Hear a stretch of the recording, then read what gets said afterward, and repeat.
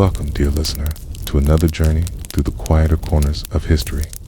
Tonight, we invite you to settle into the warmth of your bed, to let your breathing slow and your mind drift as we explore a world both familiar and foreign, the medieval realm of knights and chivalry. But we won't be dwelling on the glittering tales of heroic deeds and courtly romance that have captured imaginations for centuries. Instead, we'll walk alongside those who lived in the shadows of greatness, whose stories were written not in golden letters, but in calloused hands, aching backs, and the slow accumulation of small indignities that shaped a boy into a warrior.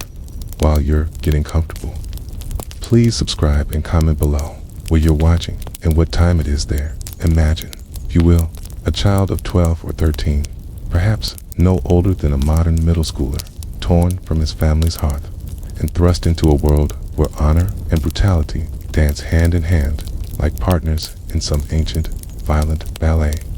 This is the story of the knight Squire, not the romantic figure of legend who appears in tales of chivalry, but the flesh and blood young man who learned that the path to knighthood was paved with humiliation, exhaustion, and the constant specter of death lurking behind every training session, every tournament, every moment of service. His days began before the first cock crowed. In the pre-dawn darkness, when the world held its breath between night and morning, the acrid smell of horse sweat and metal polish would fill his nostrils. As he stumbled from his straw pallet, his body still stiff from the previous day's labors. And those days would end long after sunset, when the great hall had fallen silent, and the last embers glowed in the hearth. His young body marked by the lessons that only pain could teach, the weight of chainmail, the bite of leather straps, the burn of metal heated by summer sun or made brittle by winter frost. Tonight, we'll follow this forgotten figure through the rhythms of his daily existence. Witness the transformation of one such boy into England's greatest knight. Uncover the hidden manuscripts that revealed the harsh realities of medieval training, and glimpse the glittering tournaments where young men gambled their lives for fleeting glory and the chance to prove themselves worthy of spurs. Let your breathing slow, your muscles relax, as we step back into a time when becoming a knight meant first learning to survive as something far less glamorous: a servant, student, and often a target for the frustrations of those he served. The story we're about to tell is one of endurance, of small victories earned through great suffering, and of the quiet courage required to face each new day in a world that offered no guarantees of seeing another sunset. It's a story of boys who learned to become men in the harshest school imaginable, where failure meant not just disappointment, but potentially death itself. The pre-dawn hours in a medieval castle were marked not by the gentle chime of bells, but by the harsh scrape of leather boots on stone floors and the muffled groans of young men whose bodies protested against another day of service. You, as a newly appointed squire, would find yourself torn from whatever brief respite sleep might have offered, your dreams of home and family dissolving like morning mist as the reality of your new existence crashed over you like a cold wave. Picture yourself in this moment. Perhaps you are Geoffrey, a baker's son from a prosperous town, or Thomas, the younger son of a minor lord who cannot afford to maintain all his children in comfort. Your background matters little now. So what matters is that you have been chosen, or rather, your family has chosen for you to serve as squire to a knight. This is not the honor your parents described when they announced your fate with forced smiles and carefully chosen words. This is not the beginning of a glorious adventure, but the commencement of a grinding ordeal that will test every fiber of your being. The sleeping arrangements alone would have been a shock to your system. It's gone were the warm chambers of your youth, replaced by a cramped space shared with other squires, pages, and various castle servants. The straw in your mattress was often damp, sometimes moldy, always inhabited by creatures that made sleep a battle in itself. The single woolen blanket provided little protection against the castle's persistent chill. and you would learn to sleep curled into a tight ball, conserving every precious bit of warmth your young body could generate. But sleep, such as it was, remained a luxury that ended abruptly each morning. The call to service came not from a gentle voice or a soft hand on your shoulder, but from the harsh bark of an older squire or the impatient shout of a groom. Up, boy, the horses won't tend themselves. These words would become as familiar to you as your own name, going in your ears, even in your dreams. A constant reminder that your time was no longer your own. Your first task, invariably, was to stumble through the darkness to the stables where the great war horses waited with an impatience that belied their enormous power. These were not the gentle palfreys that ladies rode, nor the sturdy cobs that pulled carts through village streets. These were destroyers, bred for war, trained to strike and bite and trample anything that threatened their rider. A war horse might weigh as much as 3 grown men, its hooves the size of dinner plates, its teeth capable of crushing bone, and you, a boy barely past childhood, were expected to care for these magnificent, terrifying creatures as if your life depended on it, which, in many ways, it did.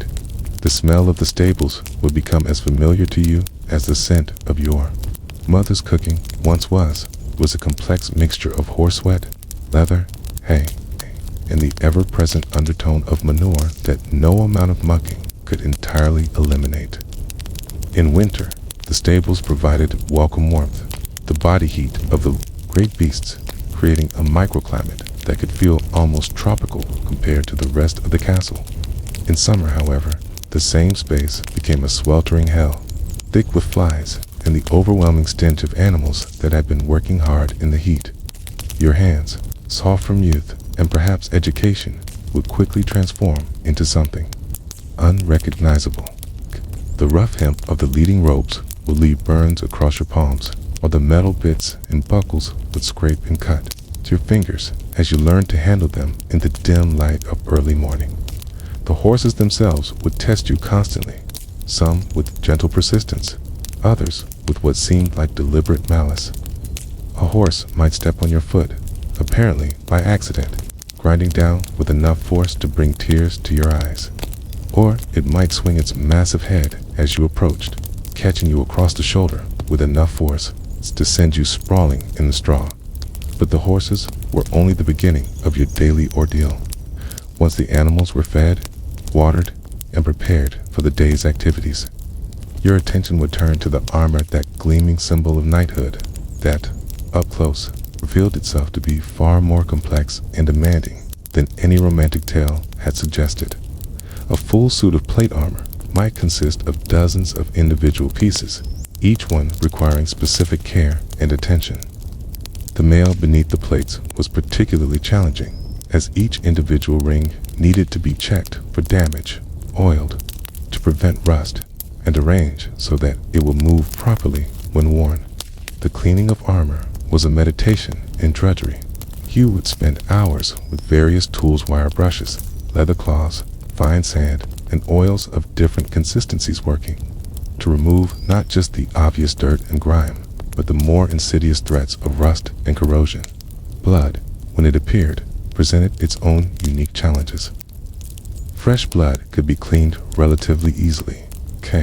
The blood that had been allowed to dry and oxidize would stain the metal, requiring increasingly aggressive cleaning methods that risked damaging the very equipment you were meant to protect. The process of donning and removing armor was an art form in itself, one that you were expected to master with the same dedication that a scribe might bring to illuminating manuscripts. Each piece had its proper place and sequence, and any mistake could result in discomfort for your knight, reduced protection in battle, or worst of all, the kind of public humiliation that could end a squire's career before it had truly begun. You would practice this ritual countless times, your fingers memorizing the weight and shape of each piece, the way the leather straps needed to be adjusted for your particular knight's body, the precise angle at which a helmet needed to be positioned to provide maximum protection without restricting vision. The weight of the armor itself was a constant source of amazement and concern. A full suit might weigh as much as a small person, and yet your knight was expected to fight while wearing it. To move with grace and deadly precision, despite being encumbered by what felt like the weight of the world itself. As a squire, you would often find yourself struggling to lift pieces that your knight handled with apparent ease. A reminder of the physical transformation that awaited you if you survived long enough to complete your training. But armor was not the only equipment that demanded your attention. The weapons of war required equally meticulous care, each one a precision instrument that could mean the difference between victory and death.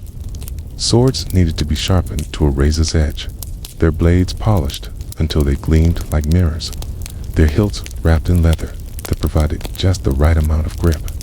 Spears and lances needed to be checked for cracks or splits that might cause them to shatter at the moment of impact. Even the seemingly simple mace or warhammer required careful maintenance, as a loose head or weakened haft could turn a reliable weapon into a liability. The sharpening of weapons was a skill that took years to master, and one that you were expected to learn through trial and error, often under the impatient supervision of your knight or his more experienced servants. The angle of the blade against the whetstone had to be precise, the pressure consistent, the rhythm steady. Too much pressure, and you might ruin the temper of the steel. Too little, and the blade would remain dull and ineffective. The sound of steel against stone would become as familiar to you as your own heartbeat, constant backdrop to the early morning hours when the castle was still wrapped in sleep. Your knight, meanwhile, was a figure both distant and immediate, someone whose moods and preferences would dominate your existence in ways that no serf's relationship with his lord could match. You were not merely a servant, but a reflection of your knight's status and competence. If his armor was poorly maintained, if his weapons were dull, if his horse was poorly groomed, the shame would fall not only on you, but on him as well. This created a relationship of mutual dependence that was both intimate and fraught with tension. Some knights were patient teachers, understanding that a young squire needed time to learn the countless skills required for effective service. These men might explain the reasoning behind certain procedures, share stories of their own training, or offer gentle correction when mistakes were made. But others were harsh taskmasters, men who had themselves been brutalized during their own apprenticeships and saw no reason to spare their squires the same treatment. These knights might respond to errors with swift physical punishment, cuffed ear, or a swift kick being considered appropriate responses to incompetence. The relationship between knight and squire was further complicated by the fact that many knights were young men themselves, perhaps only recently elevated from squire to knight, still insecure in their new status and prone to taking out their frustrations on those beneath them. A knight who had been embarrassed in the practice yard might return to his chambers in a foul mood, looking for any excuse to reassert his authority over his squire. A poorly polished buckle, a horse that wasn't groomed to perfection, or a slight delay in service could all trigger outbursts of anger that left a young squire nursing both physical wounds and psychological scars. Yet, there were also moments of unexpected kindness, instances when the rigid hierarchy of medieval society would bend just enough to allow for genuine human connection. A knight might notice his squire's exhaustion and quietly arrange for him to have a few extra hours of sleep. A harley might share his own food when the servant's meal was particularly meager, or offer a word of encouragement after a particularly difficult day. These moments of grace were all the more precious for their rarity, and they provided the emotional sustenance that allowed many squires to continue their service despite the hardships they faced. The other squires and servants in the castle formed a complex social network that could provide both support and additional challenges. Older squires might serve as mentors, teaching younger boys the tricks and shortcuts that could make their service more bearable. But they could also be cruel bullies, using their superior knowledge and physical strength to dominate and humiliate their juniors. The competition for their knight's approval could turn potential allies into rivals, and the constant stress of service could bring out both the best and worst in young men who were still forming their adult personalities. The castle itself was a world unto itself, a complex ecosystem where hundreds of people lived and worked in close proximity, their lives intertwined by bonds of service, loyalty, and mutual dependence. As a squire, you would gradually learn to navigate this world, to understand the subtle hierarchies and alliances that governed daily life, to recognize the signs that might indicate a good day or a bad one for your knight, and, by extension, for yourself. The rhythms of castle life were dictated by the seasons, by the demands of war and peace, by the comings and goings of important visitors who brought with them their own retinues of servants and followers. During times of peace, your duties might be relatively predictable, focusing on the maintenance of equipment and the endless round of training exercises that kept knights and their squires ready for war. But when conflict loomed, the pace of life would accelerate dramatically, and you would find yourself caught up in preparations that could determine not just your knight's fate, but your own as well. As the weeks turned to months in your service, you would gradually discover that being a squire involved far more than the physical labor of caring for horses and equipment. The medieval world expected its aspiring knights to be scholars as well as warriors, and this meant that your education would continue even as your body was being shaped by the demands of service. But this was not the gentle learning of a monastery school or the theoretical discussions of a university. This was education by immersion, by repetition, and often by painful correction. The training yard became your second home, a place where the romantic notions of knighthood would be systematically stripped away and replaced with the harsh realities of combat. Here, in a space marked by packed earth, wooden posts, and the constant ring of steel on steel, you would learn that fighting was not a glorious dance, but a brutal craft that demanded precision, endurance, and an intimate familiarity with violence. That would have horrified your younger self. Your first weapon was not a sword, as you might have imagined, but a simple wooden staff. This unassuming piece of oak or ash would become your constant companion, an extension of your arms that you would learn to wield with the same instinctive skill that you once used to throw stones or climb trees. The staff taught you distance, timing, and the fundamental principle that in combat, your weapon was not just a tool, but a part of your body that had to respond to your will without conscious thought. The process of learning to fight with the staff was both monotonous and excruciating. You would spend hours practicing basic strikes and blocks, your movements supervised by a master-at-arms who had no patience for weakness or hesitation.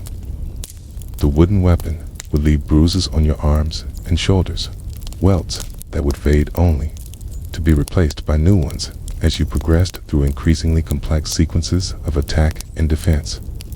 Your hands would develop calluses in new places, the skin hardening as it adapted to the constant friction of gripping and swinging the staff. But the staff was only the beginning. As your skills developed, you would be introduced to the sword, that most iconic weapon of the medieval knight. The first time you held a real blade, you would be struck by its weight and balance, the way it seemed to demand respect, even when held in inexperienced hands. The sword was not just a weapon, but a symbol, a representation of the knight's role as protector and enforcer of order. To wield it properly was to participate in a tradition that stretched back centuries, connecting you to generations of warriors who had faced the same challenges and fears that now confronted you. Learning swordplay was a gradual process that began with simple exercises designed to build strength and familiarity. You would practice cutting motions against wooden posts, the blade biting into the wood with a satisfying thunk that became increasingly addictive as your skills improved. The master Tarms would watch your form with a critical eye, correcting the angle of your wrist, the position of your feet, the way you held your shoulders. A sword is not an axe. He would remind you when you put too much force into a cut. It is a precision instrument. Treat it as such. The transition from practicing against stationary targets to sparring with other squires was both thrilling and terrifying. Suddenly, you were facing an opponent who could think and react, who could exploit your weaknesses and punish your mistakes. The first time you faced another armed opponent, even in practice, your heart would race with an intensity that made it difficult to remember your training. The wooden practice swords were heavy enough to cause real damage, and more than one squire had been knocked unconscious or had bones broken during particularly intense training sessions. The bruises and cuts that accumulated from these practice sessions were worn like badges of honor, proof that you were progressing in your training and earning your place among the castle's warriors.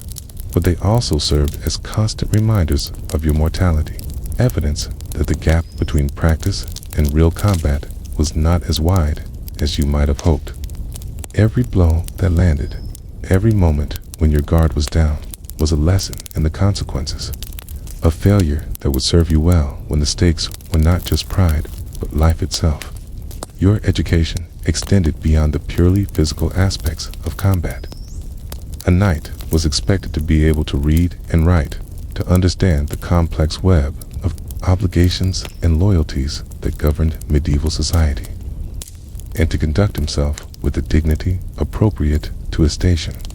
This meant that your evenings, already shortened by the demands of service, would often be spent in the castle's scriptorium or great hall, struggling to make sense of Latin texts or practicing the careful formation of letters that would allow you to write your own name with something approaching elegance. The literacy that was expected of a knight was not the casual reading ability of a merchant or craftsman, but a more sophisticated understanding of written language that would allow him to read legal documents, religious texts, and the increasingly complex correspondence that tied the feudal world together. You would learn to recognize the different hands used by scribes, to understand the abbreviations and conventions that made written communication possible, and to compose your own letters with the formal language that etiquette demanded. But perhaps the most important part of your education was learning to understand the social dynamics that governed the world you were preparing to enter. The medieval world was built on personal relationships, on bonds of loyalty and obligation that were as complex as they were crucial. A knight who did not understand how to navigate these relationships would find himself isolated and ineffective, regardless of his skill with weapons or his physical courage. You would learn to read the subtle signs that indicated a person's place in the social hierarchy, to understand when to speak and when to remain silent, to recognize the difference between genuine authority and mere pretension. The castle was full of people who could make your life easier or more difficult depending on how you treated them. And part of your education involved learning to cultivate the relationships that would serve you well in the future. The servants who prepared your food, the grooms who helped you care for the horses, the craftsmen who maintained the castle's equipment. All of these people had knowledge and skills that could benefit you if you treated them with appropriate respect. But they also had the power to make your life miserable if you offended them or treated them with the arrogance that some young nobles displayed toward their social inferiors. The other squires in the castle represented both competition and potential allies, and learning to navigate these relationships was a crucial part of your development. Some would become lifelong friends, brothers in arms, who would stand by you through the trials and triumphs that lay ahead. Others would remain rivals, their own ambitions and insecurities creating friction that could explode into open conflict under the right circumstances. The dynamics between squires were complicated by the fact that you came from different backgrounds and had different prospects for advancement. Some were the sons of wealthy lords, destined for knighthood regardless of their abilities or dedication. Others were the children of merchants or minor nobles, whose future depended entirely on their performance in the favor of their sponsors. Still others were bastards or foundlings, whose very presence in the castle was a testament to someone's charity or political calculation. These differences in background and prospects created natural tensions that were exacerbated by the competitive environment of castle life. A wealthy squire might have better equipment, more influential connections, or simply more confidence in his future prospects. A poor squire might work harder, driven by the knowledge that failure meant not just disappointment, but a return to a life of limited opportunities and social obscurity. The older squires, those who had been in service for several years, occupied a special position in this hierarchy. They had survived the initial shock of separation from their families and had begun to master the skills that would eventually lead to knighthood. But they were also aware that their time as squires was limited, and this awareness could make them either generous mentors or bitter competitors, depending on their personalities and circumstances. Some older squires took pride in helping younger boys adjust to castle life, sharing the hard-won knowledge that could make the difference between success and failure. They might warn you about a knight's particular quirks, teach you shortcuts that could save time and effort, or simply offer the kind of emotional support that could help you survive the inevitable moments of homesickness and despair that afflicted every young person separated from their family. But others saw younger squires as threats to their own advancement, competitors for the limited opportunities that might lead to knighthood. These older boys might use their superior knowledge and physical strength to dominate and humiliate their juniors, creating a cycle of abuse that passed from one generation of squires to the next.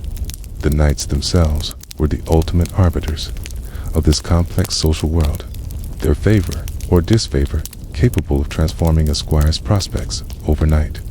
A knight who was pleased with his squire's service might recommend him to other nobles, opening doors that would otherwise remain closed, But a knight who was dissatisfied might spread word of his squire's inadequacies, creating a reputation that could follow a young man for years. This made the relationship between knight, and squire one of the most important factors in determining a young man's future. A squire who served a successful, well-connected knight had opportunities that were unavailable to those who served lesser figures.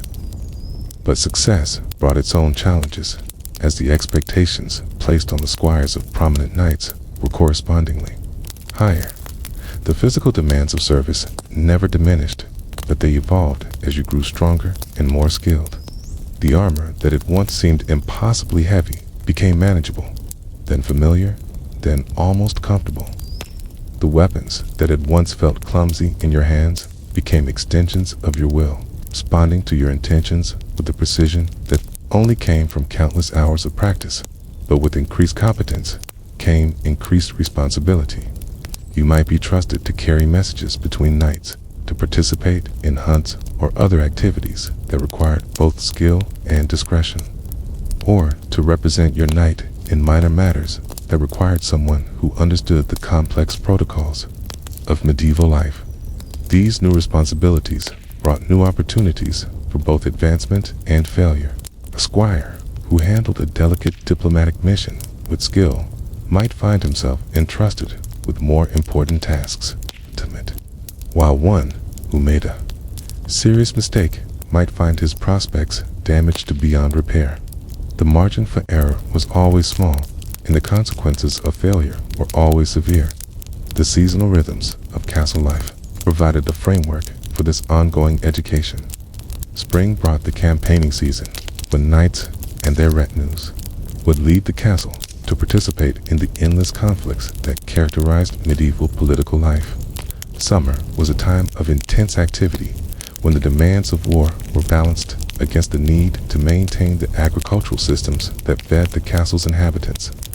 Autumn brought the harvest, a time when even the highest nobles might be found, overseeing the collection of the crops that would sustain them through the winter. And winter was a time of relative quiet, when the focus shifted to maintenance, training, and the social activities that helped pass the long, dark months. Each season brought its own challenges and opportunities for a young squire. The campaigning season offered the chance to see real combat, to test your skills against genuine enemies rather than practice partners. But it also brought the very real possibility of injury or death, and many squires who left the castle in the spring would never return. The harvest season provided opportunities to learn about the agricultural systems that supported the feudal world, knowledge that would be crucial for any future lord.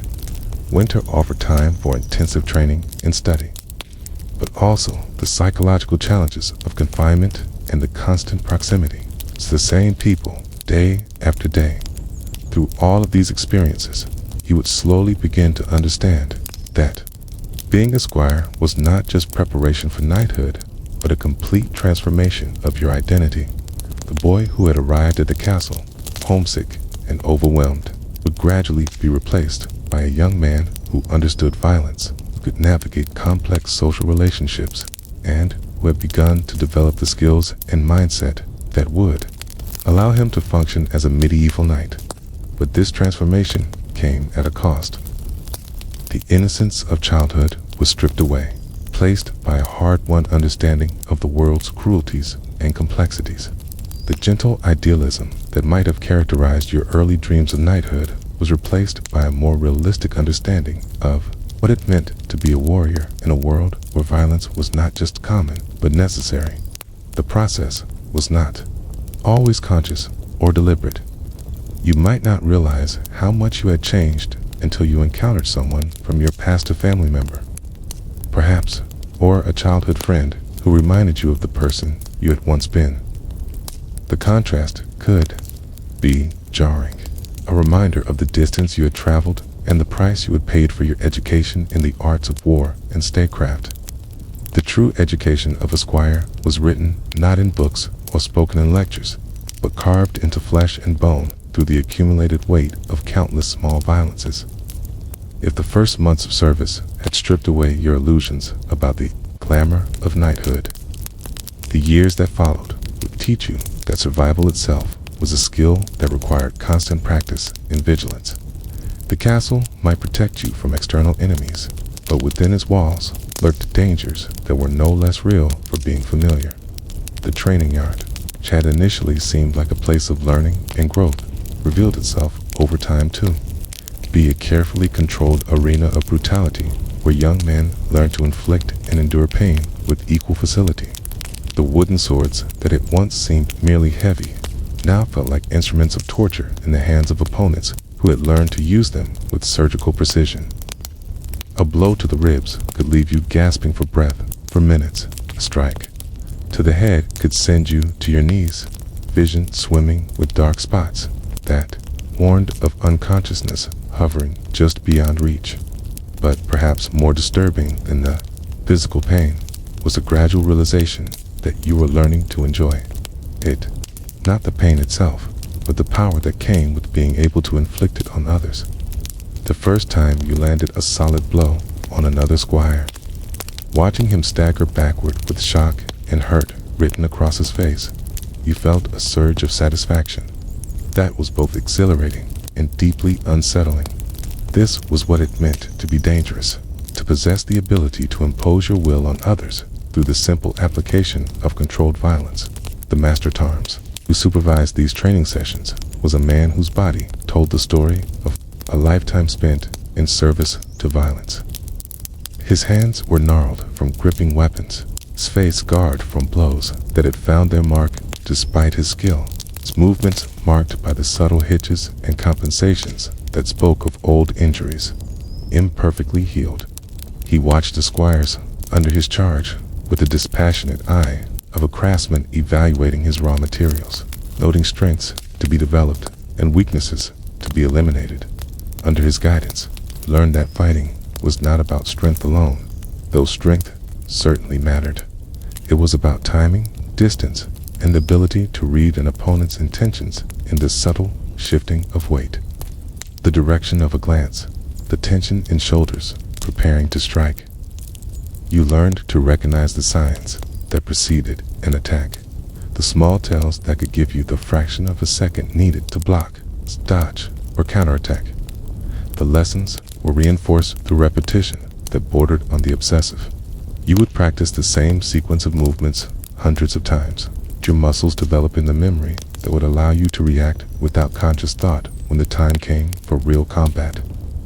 The training was designed to strip away the hesitation that could prove fatal in battle, to replace rational thought with instinctive response. But the training yard was not the only place where you encountered violence.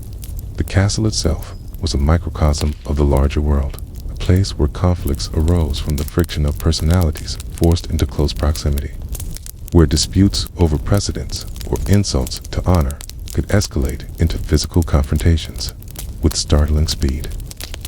As a squire, you existed at the bottom of the social hierarchy, making you a natural target for the frustrations of those above you.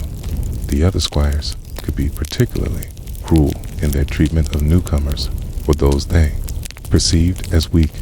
The hazing rituals that marked the integration of new arrivals were often brutal affairs that tested not just physical endurance, but psychological resilience. You might find yourself awakened in the middle of the night and forced to perform humiliating tasks, or subjected to beatings that were carefully calibrated to cause maximum pain without leaving permanent marks that might attract unwanted attention from the knights. These experiences taught you valuable lessons about the nature of power and submission, about the importance of projecting strength even when you felt weak, and about the delicate balance between resistance and compliance that could mean the difference between acceptance and continued persecution. You learn to read the social dynamics that governed these interactions, to understand when to fight back and when to endure, to recognize the difference between temporary hazing and genuine malice. The servants and castle staff represented another source of potential conflict. While many were content to ignore the squires or treat them with neutral indifference, others saw opportunities to exercise what little power they possessed over young nobles who were temporarily vulnerable. A cook might serve you spoiled food, claiming it was all that was available. A groom might neglect to inform you of problems with your knight's horse, leaving you to discover them at the worst possible moment.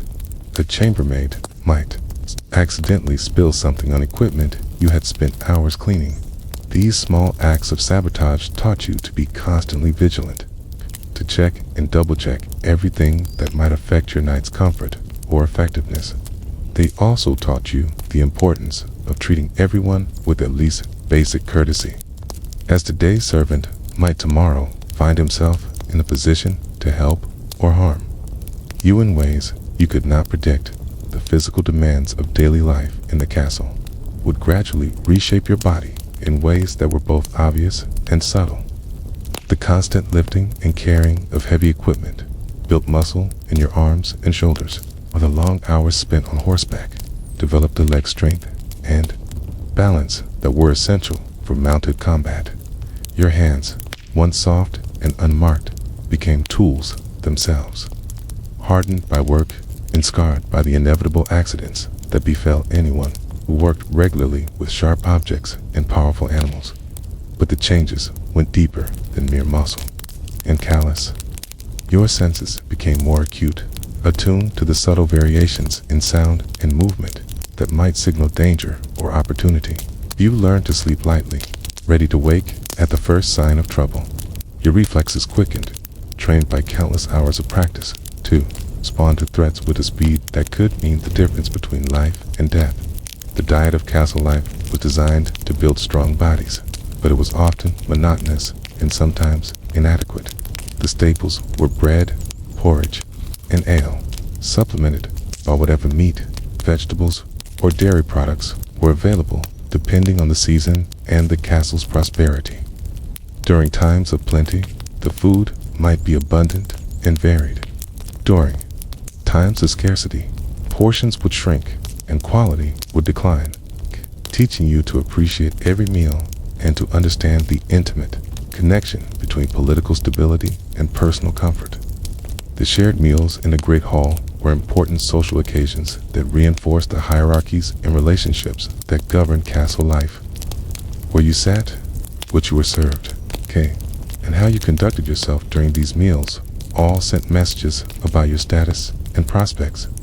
A squire who was favored by his knight might find himself seated closer to the high table, while one who had fallen from grace might be relegated to the furthest corners of the hall. These meals also provided opportunities for you to observe the knights and nobles whose ranks you aspired to join. You could watch how they conducted themselves, how they interacted with their peers and subordinates, how they handled the countless small conflicts and negotiations that arose in the course of daily life. This was an education of a different sort, a masterclass in the social skills that would be as important as martial prowess in determining your success as a knight.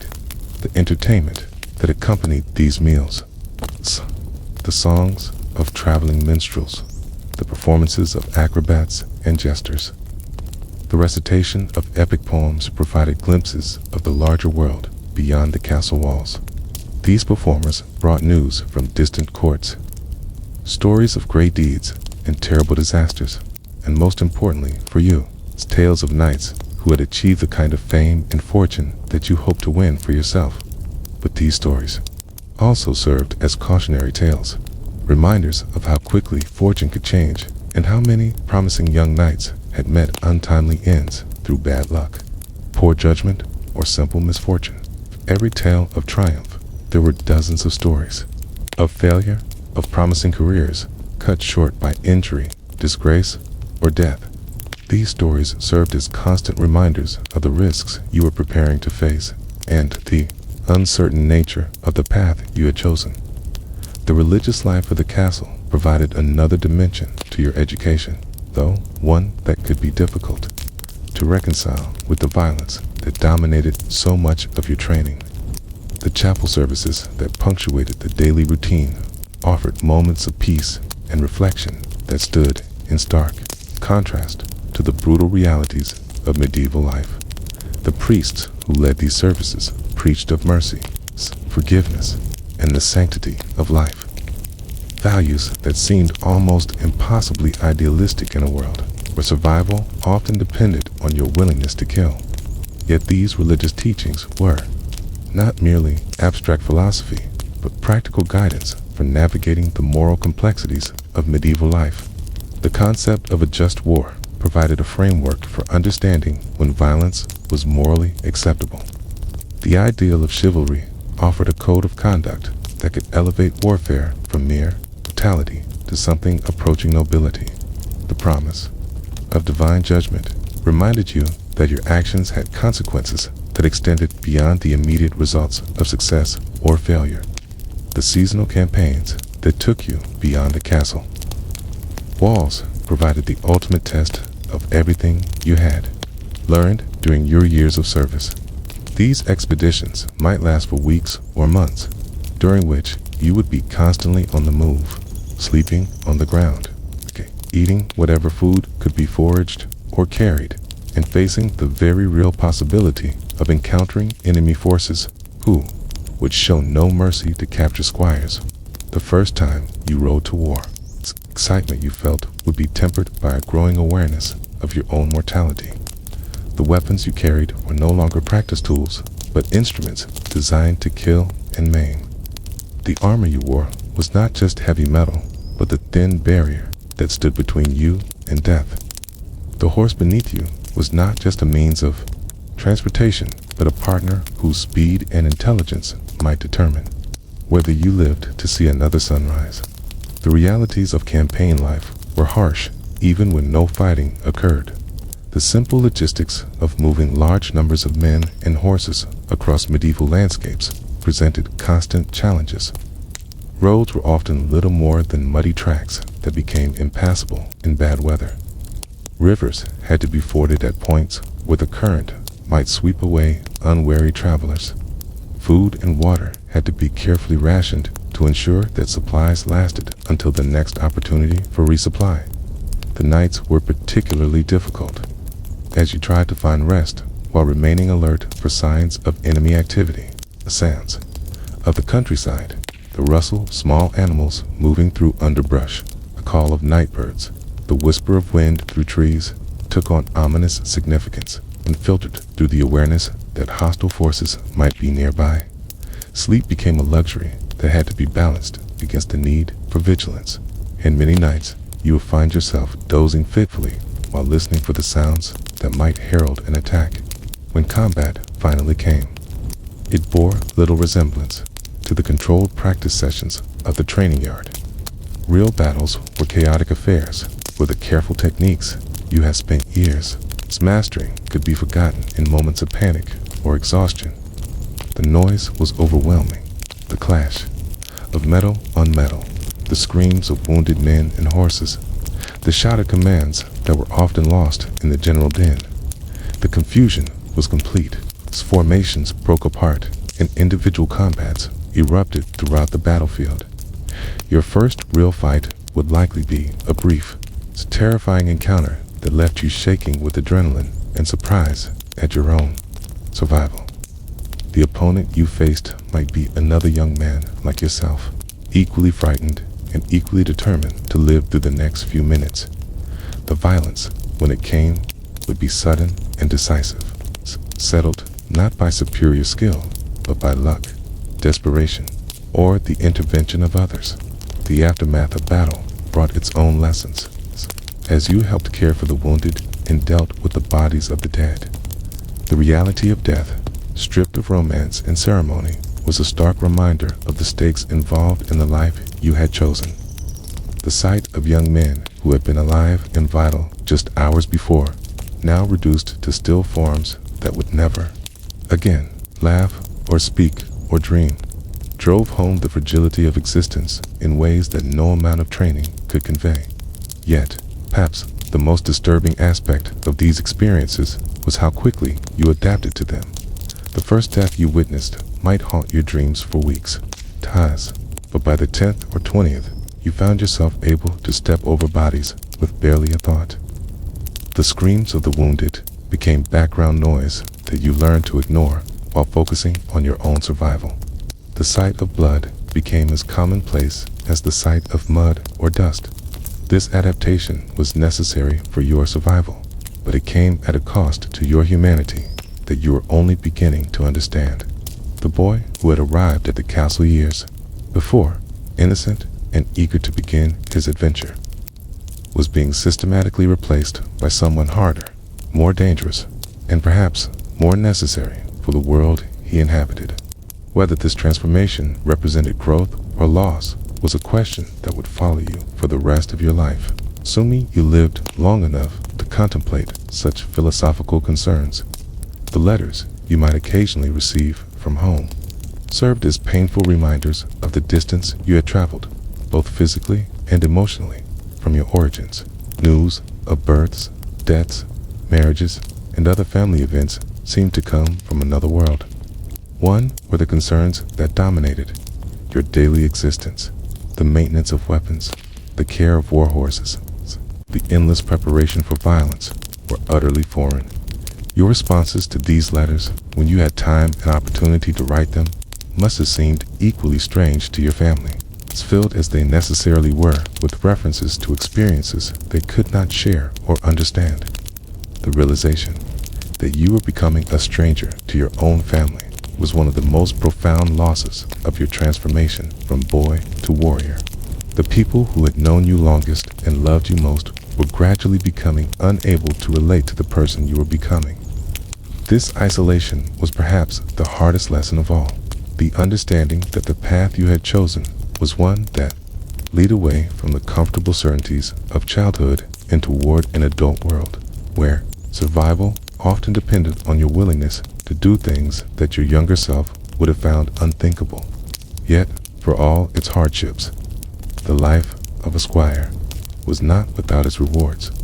The skills you were acquiring were real and valuable. The relationships you were forming could last a lifetime. The possibility of advancement to knighthood remained a powerful motivator that could sustain you through even the darkest moments. The knowledge that you were participating in something larger than yourself, that you were preparing to take your place in the great chain of being that connected serf to Lord, to King, to God. It's provided a sense of purpose that could make even the most brutal experiences seem worthwhile. And there were moments of genuine beauty and transcendence that reminded you why you had chosen this path. The sight of a perfectly executed charge by a line of heavy cavalry. The sound of a master swordsman's blade singing through the air. The feeling of perfect balance and control that came when you and your horse moved as a single entity.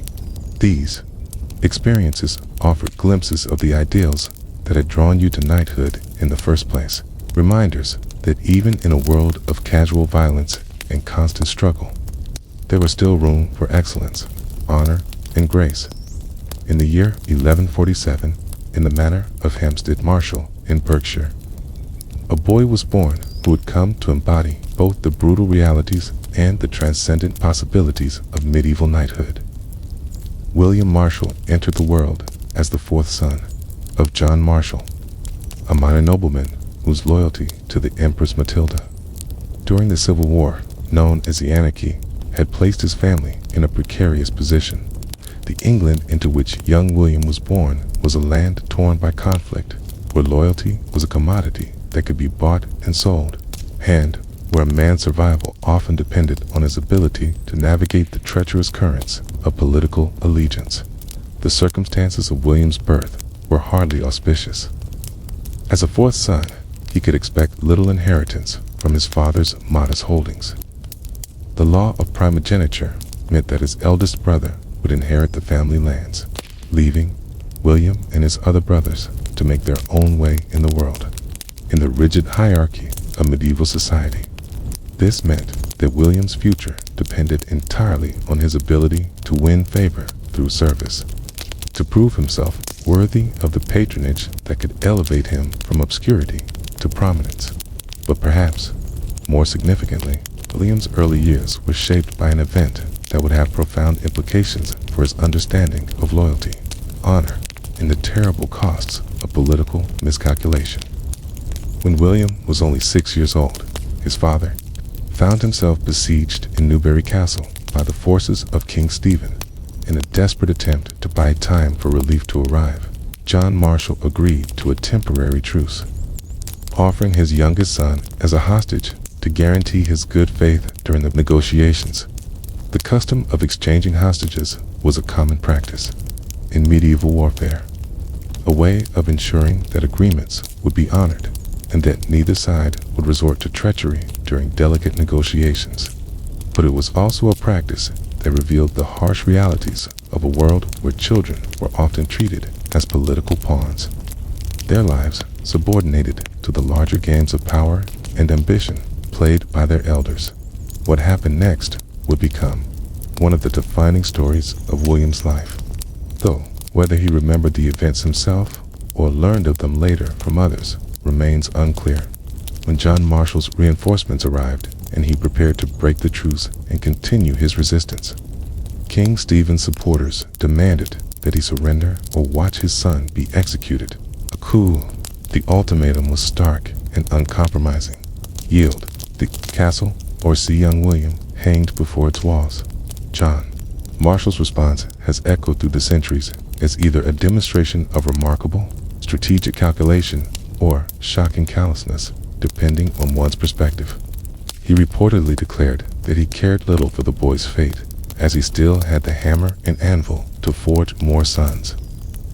Whether this was genuine indifference, calculated bluff, or simply the harsh pragmatism of a man who understood that yielding to such threats would only invite more of them, Stephen's forces found themselves unable to carry out their threat against a 6-year-old child.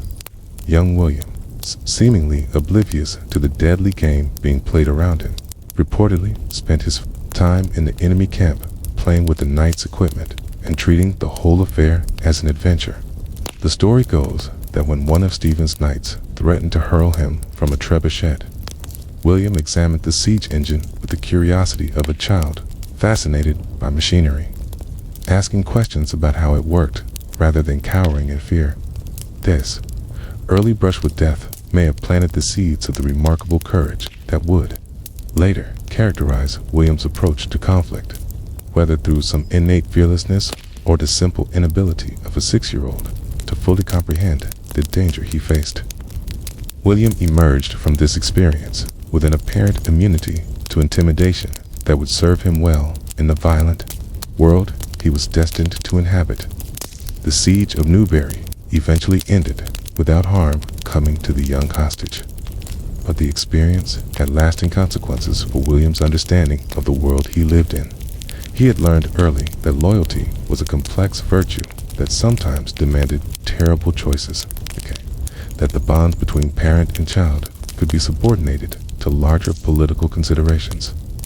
And that survival often depended on one's ability to remain calm in the face of mortal danger. When William reached the age of 12, his father faced the crucial decision of where to send his son for training in the arts of knighthood. The choice fell upon William de Tonncarville, the Chamberlain of Normandy, a man whose reputation for maintaining high standards in the training of young knights was matched only by his connections to the highest levels of Norman and Angevin nobility. This placement represented a significant opportunity for a young man of William's modest background, but it also meant leaving behind the familiar world of England. For the foreign court of Normandy, the journey across the Channel must have seemed like a voyage to another world for a 12-year-old boy who had likely never traveled more than a few miles from his birthplace. The bustling ports, the strange accents of Norman French, the different customs and protocols of continental court life, all of these would have reinforced William's awareness that he was embarking on a path that would take him far from his origins. The household of William de Tonncarville was renowned for its rigorous approach to the training of young knights, and the reputation was well earned. The Chamberlain maintained high standards not only for martial prowess, but for the broader education that was expected of a knight in the sophisticated court culture of 12th century Normandy. Young William would have found himself part of a carefully structured environment where every aspect of his development was monitored and guided by men who understood that they were shaping the next generation of the military. Aristocracy, the physical training, was relentless and unforgiving. William's natural size and strength, he would eventually grow to be a large man by medieval standards, made him well suited for the demands of mounted combat. But raw physical ability was only the beginning. Hay had to learn to control his strength, to channel it through the precise techniques that separated a knight from a mere brawler. The training yard became his second home, a place where he spent countless hours perfecting the skills that would determine not just his success, but his survival. But it was not just the physical demands of training that shaped William's development during these formative years. The household of the Chamberlain of Normandy was a cosmopolitan environment where young men from across the Angevin domains came to learn not just the arts of war, but the subtler skills of diplomacy, administration, and courtly behavior. William found himself rubbing shoulders with the sons of some of the most powerful families in Western Europe, learning to navigate the complex social hierarchies that would govern his adult life. The diversity of his fellow squires provided William with an education in the broader political landscape of his time. There were young Englishmen like himself, still bearing the rough edges of their island upbringing. There were Norman nobles, proud of their heritage as conquerors and administrators. There were Angevins from the heartland of the emerging Plantagenet Empire, and Poitvins from the sophisticated courts of southern France. Each group brought its own traditions, its own perspective on the proper conduct of knighthood, and its own network of family connections that might prove useful in the years to come. The competition among these young men was intense, but generally friendly, bound by the shared understanding that they were all preparing for the same uncertain future. They pushed each other to greater heights of achievement while forming bonds of friendship that would last throughout their careers. For William, who had left behind the familiar comfort of family relationships, these friendships became a crucial source of emotional support and practical assistance. The Chamberlain himself took a personal interest in William's development, perhaps recognizing in the young Englishman the raw material from which great knights were made.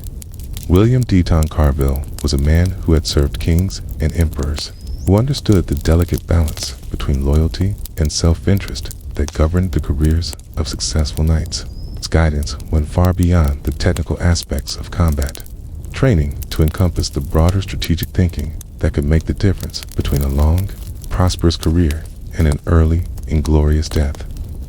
But William had prepared for this ordeal through years of rigorous training that had pushed his body to its limits and beyond. He had learned to fight through exhaustion, to find reserves of strength when his muscles screamed for rest, to maintain his focus even when fatigue threatened to cloud his judgment. These lessons, learned through countless hours of practice in the yards of Norman castles, now proved their worth on the tournament field, where the stakes were real and the consequences of failure immediate and severe. As the day progressed, William's reputation began to spread across the battlefield. Other knights, both allies and enemies, started to take notice of the young man who seemed to be everywhere at once, whose sword work was becoming more fluid and deadly with each encounter, whose horse appeared to be as tireless as its rider. The psychology of tournament combat was complex, involving not just individual skill, but the ability to read the broader tactical situation, to identify opportunities and threats, to understand when to press an advantage and when to withdraw and regroup. William demonstrated an intuitive grasp of these subtleties that suggested natural talent enhanced by excellent training. He learned to identify opponents who were already wearied by earlier combats, to spot knights whose equipment was damaged and who might be vulnerable to a determined attack. He developed an almost supernatural ability to appear at crucial moments where his intervention could tip the balance of a local encounter, earning him both prizes from defeated opponents and the gratitude of allies who might remember his assistance. In future tournaments, the financial rewards of success at Drincourt were substantial by the standards of a young knight. With no other source of income, each captured opponent represented a significant payday, as the ransoms demanded for their release typically amounted to substantial sums that reflected both the value of their equipment and their ability to pay. A successful day at a tournament could provide a knight with enough money to live comfortably for months, to upgrade his equipment, or to invest in the kind of war horses and weapons that would make future success more likely. But perhaps more important than the immediate financial gains were the connections that William made during and after the tournament. The other participants represented a cross-section of the military aristocracy of northern France and the Anglo-Norman realm. Men who would go on to hold important positions in royal households, to command armies, to serve as advisors to kings and princes. The friendships and alliances formed on the tournament field could provide opportunities that no amount of money could buy, opening doors to positions of trust and responsibility that might otherwise remain closed to a landless knight. The reputation that William began to build at Drincourt was enhanced by his conduct, both during and after the combat. He fought with determination and skill, but he also demonstrated the kind of honorable behavior that the chivalric ideal demanded. He treated his prisoners with courtesy, demanding reasonable ransoms rather than attempting to extract every possible penny from their misfortune. He shared his winnings with the members of his team, recognizing that tournament success was often a collective achievement rather than an individual triumph. This combination of martial prowess and honorable conduct became William's trademark throughout his tournament career, setting him apart from knights who might match his skill with weapons, but who lacked his understanding of the broader social and political implications of their actions. The tournament circuit was not just a sporting competition, but a laboratory for testing the qualities that made a knight valuable to potential employers. And William's performance indicated that he possessed not just the physical skills necessary for success in combat, but the character traits that made him worthy of trust and advancement. The success at Drincourt opened doors for William that had previously been closed, leading to invitations to other tournaments and eventually to an association with other knights who shared his ambitions and complemented his skills. The most important of these relationships was his partnership with Roger Tagagi, experienced tournament fighter who became both mentor and business partner in the dangerous but lucrative world of competitive knighthood. The partnership between William and Roger represented a common arrangement in the tournament world, where knights would form temporary or permanent alliances, to maximize their chances of success and share the risks and rewards of their dangerous profession.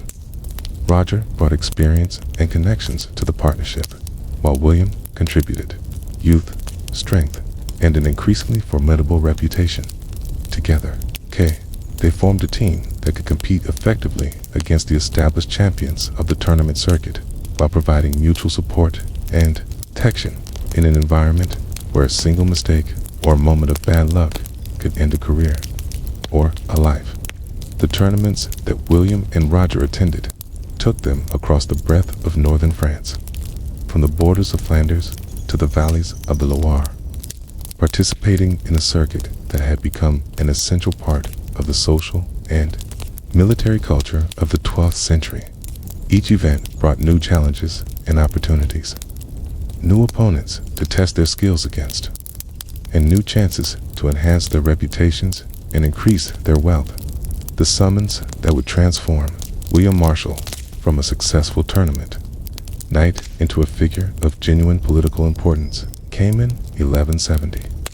When he was 23 years old and at the height of his powers as a competitive fighter, Eleanor of Aquitaine, Queen of England, and one of the most formidable political figures of her age, had need of a knight tutor for her eldest son, Henry the young king, heir to the vast Angevin Empire that stretched from the Scottish borders to the Pyrenees.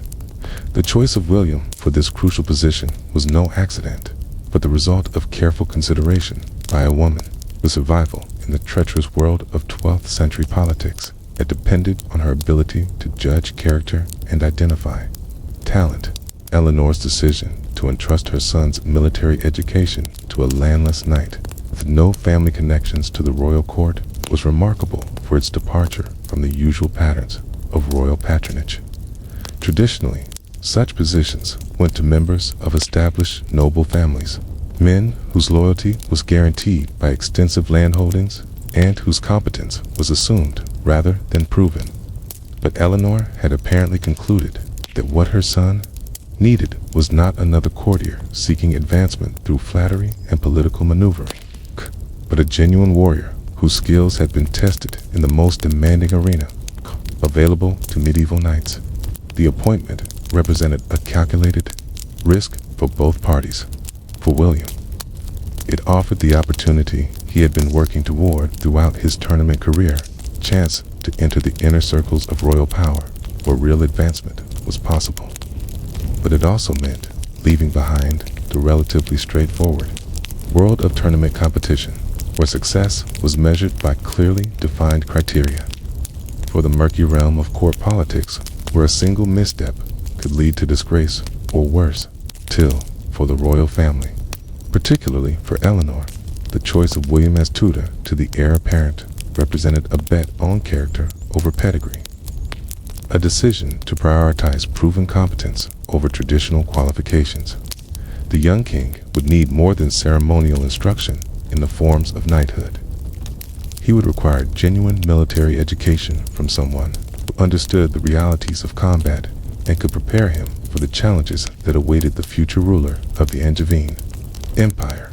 The relationship that developed between William and the young king would prove to be one of the most significant partnerships of both men's lives, though it would also be marked by complexities and contradictions that reflected the broader tensions within the Angevin royal family.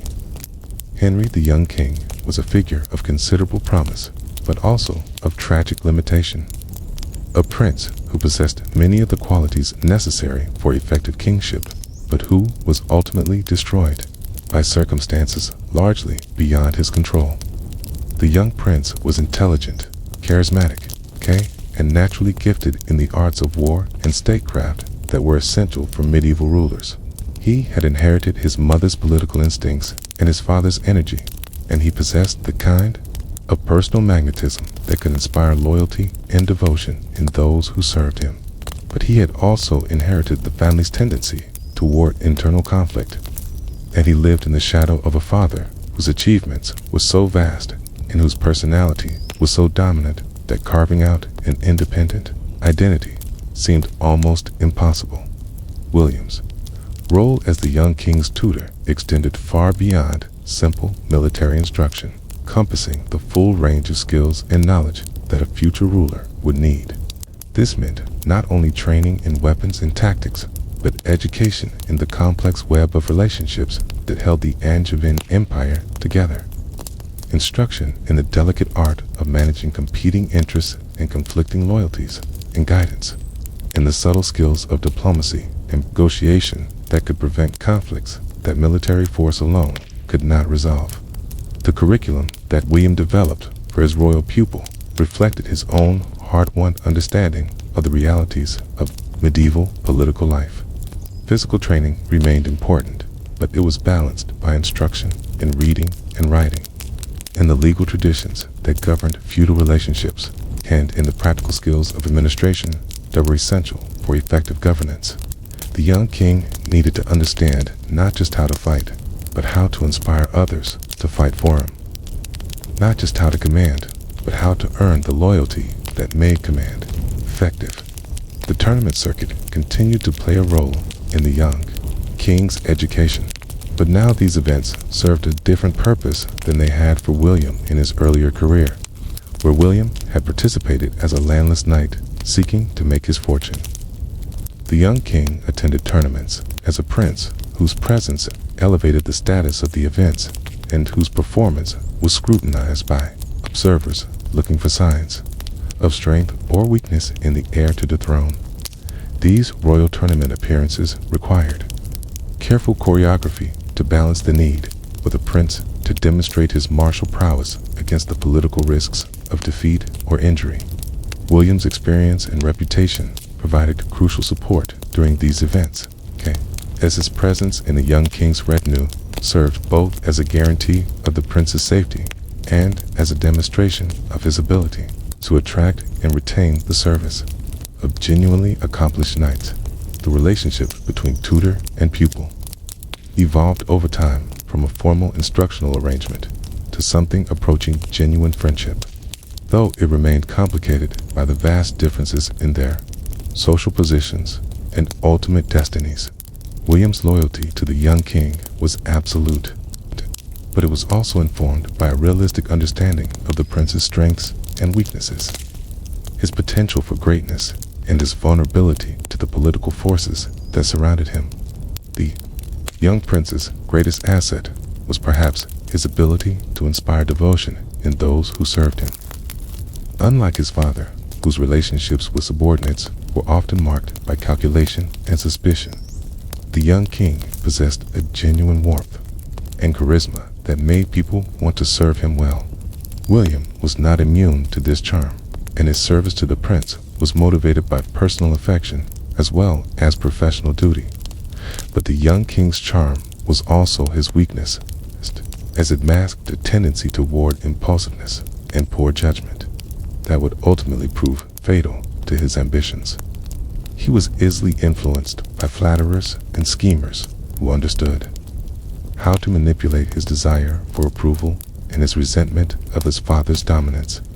William's attempts to provide guidance and restraint were not always welcome, particularly when they conflicted with the prince's immediate desires. With the advice of less scrupulous counselors, the political tensions within the Angevin royal family created an impossible situation for the young king, who had been crowned as his father's heir while Henry II was still alive and in full possession of his powers. This arrangement, intended to ensure a smooth succession, instead created a situation where the heir possessed a royal title but no real authority, formal recognition but no independent power base. The frustration this generated was compounded by the young king's awareness that his younger brothers, Richard and Geoffrey, had been given real territories to govern while he remained dependent on his father's generosity. William found himself caught in the middle of these family dynamics, loyal to his royal pupil, but also aware of the broader political implications of the conflicts that were developing. His position required him to balance his personal loyalty to the young king against his understanding of the importance of royal unity, support his pupil's legitimate aspirations while discouraging the kind of reckless behavior that could lead to civil war. The outbreak of the Great Rebellion of 1173 to 1174, in which the young king joined his brothers in revolt against their father, represented the ultimate test of William's loyalty and judgment. The rebellion was encouraged by Louis VII of France and supported by various discontented nobles who saw an opportunity to weaken Henry II's power. But it was also driven by genuine grievances about the distribution of authority within the Angevin Empire. William's decision to support the young king during this rebellion was one of the defining moments of his career, demonstrating the absolute nature of his loyalty while also revealing his understanding of the complex moral calculations that governed medieval political life. To abandon his pupil during this crisis would have been a betrayal of the personal bonds that held medieval society together. But to support him meant opposing one of the most powerful and successful kings of his age. In the summer of 1979, renovation work on the medieval monastery of Saint-Denis, just north of Paris, uncovered a cache of documents that would revolutionize our understanding of how medieval knights were actually trained, sealed within a wall that had been constructed sometime in the 14th century. Archaeologists discovered a collection of manuscripts that appeared to be training manuals, disciplinary codes, and personal records related to the education of young knights during the height of the medieval period. These documents, written in a mixture of Latin and Old French, provided an unprecedented glimpse into the systematic methods used to transform boys into warriors, revealing training practices that were far more sophisticated and brutal than even the most comprehensive historical accounts had suggested. The manuscripts, collectively known as the Codex Militaris, represent one of the most significant archaeological discoveries related to medieval military culture ever made. Unlike the idealized accounts of knightly training found in Romance literature, or the sanitized descriptions provided by clerical chroniclers, these documents appear to be working papers, practical guides used by actual trainers and administrators responsible for the education of young knights. The authenticity of the manuscripts has been confirmed through extensive analysis of the parchment, ink, and writing styles, all of which are consistent with production during the late 12th and early 13th centuries. The discovery of these documents was particularly remarkable because they had apparently been deliberately concealed, suggesting that their contents were considered sensitive or potentially controversial, even by medieval standards. The careful preservation of the manuscripts within the monastery walls indicates that they were valued by those who hid them. But the secrecy surrounding their concealment suggests that the training methods they described might not have been acceptable to all observers of medieval education. The first manuscript in the collection, designated MS1 by researchers, appears to be a comprehensive training manual that outlines a systematic curriculum for the education of squires over a period of 7 years. The document is organized into stages of increasing complexity and difficulty, beginning with basic physical conditioning and ending with advanced instruction in tactics, diplomacy, and the management of military households. The level of detail provided is extraordinary, including specific exercises, dietary recommendations, and even psychological techniques, designed to build courage and suppress natural human reluctance to engage in violence. The opening sections of MS1 focus on what the manuscript calls the hardening of the body and spirit, a process that appears to have been far more systematic and scientific than previously understood. The document describes a carefully calibrated program of physical conditioning that would gradually build strength, endurance, pain tolerance, while simultaneously breaking down the natural inhibitions that might prevent a young man from effectively wielding weapons against human opponents. The physical training described in the manuscript is brutal by modern standards, involving exercises designed to build not just strength, but the ability to function effectively while experiencing significant pain and fatigue.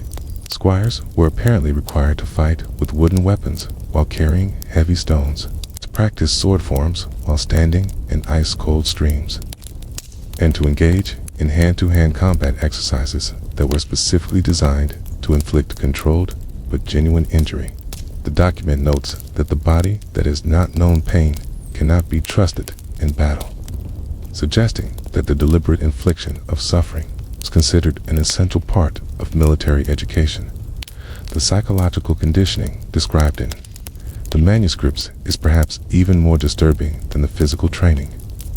The document outlines methods for systematically breaking down what it calls the natural reluctance to shed blood, using techniques that bear uncomfortable similarities to modern military training methods designed to overcome killing inhibitions.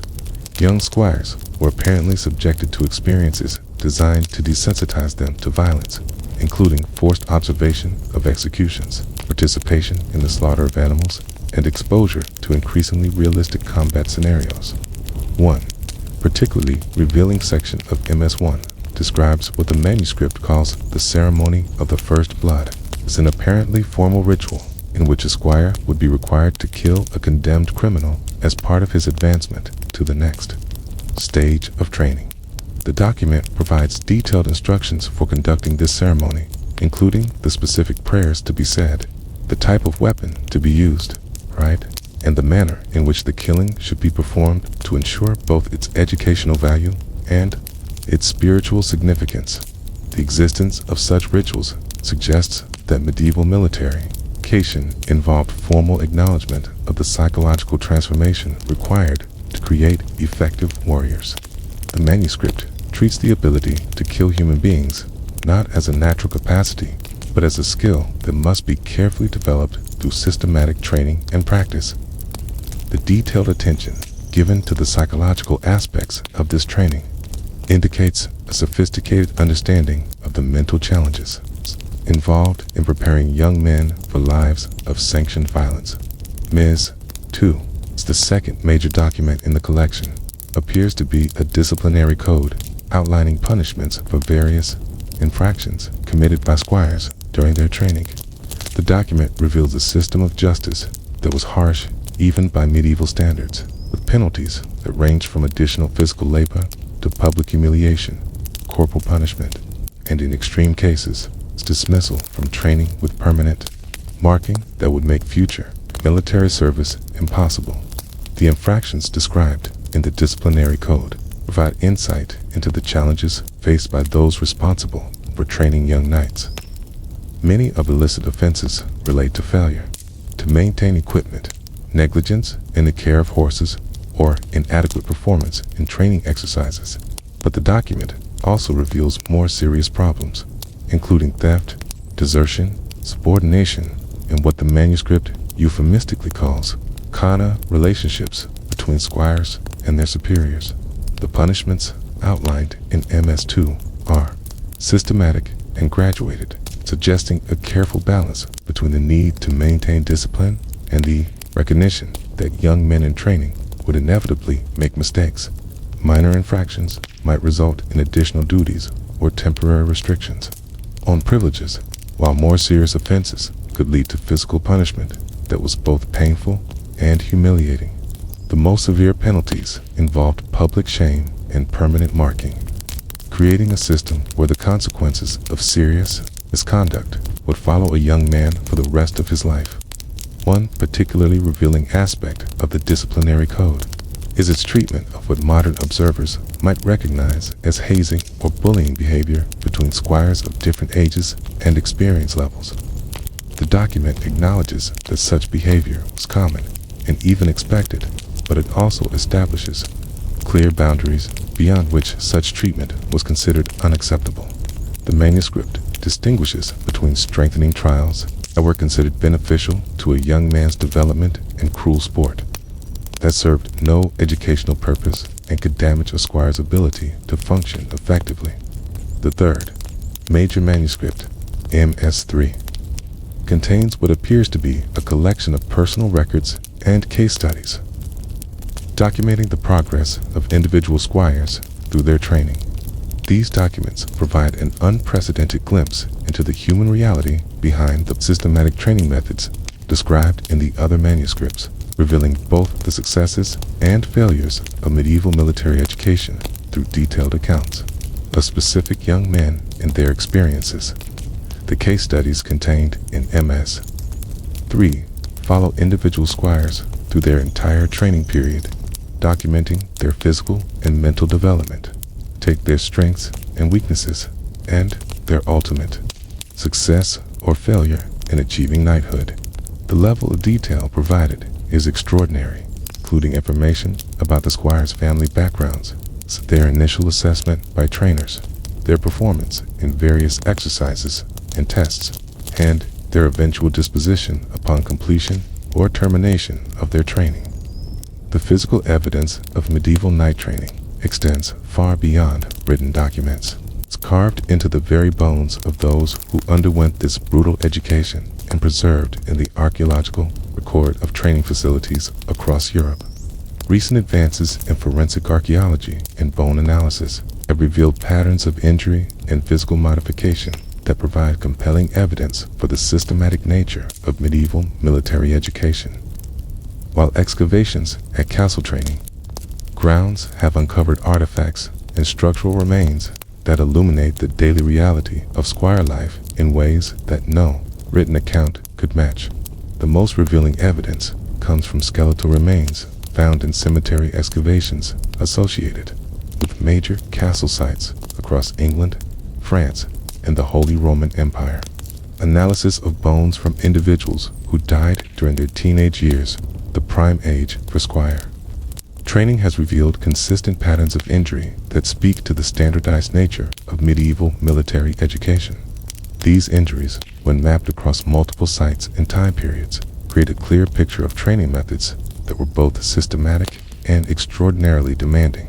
Dr. Margaret Thornfield of Cambridge University, who has spent the last 15 years analyzing skeletal remains from medieval military sites, describes what she calls the Squire syndrome, a distinctive pattern of bone modifications found in adolescent remains from castle contexts. What we're seeing, she explains, is evidence of repeated stress injuries that could only result from very specific types of physical training. These aren't random injuries from accidents or combat, but systematic modifications that occurred over extended periods of intensive physical conditioning. The most common indicators of squire training found in skeletal remains are stress fractures in the arm and shoulder bones, particularly in the right arm of right-handed individuals. These microfractures, which would have healed during the squire's lifetime, indicate repeated exposure to the kind of impact stress that would result from hours of daily weapons training with heavy wooden practice swords. The pattern of these injuries suggests that training began at a very young age and continued with remarkable consistency across different geographical regions and time periods. Perhaps most disturbing are the evidence of deliberate bone modifications found in some skeletal remains, particularly in the hands and feet. Careful analysis has revealed signs of intentional breaking and resetting of finger bones, apparently done to increase pain tolerance and grip strength. Similar modifications have been found in toe bones, suggesting that squires may have been subjected to training exercises designed to increase their ability to function while experiencing significant foot pain, a crucial skill for warriors who might need to fight or march while wearing ill-fitting armor or inadequate footwear. The dental evidence provides another window into the harsh realities of squire training.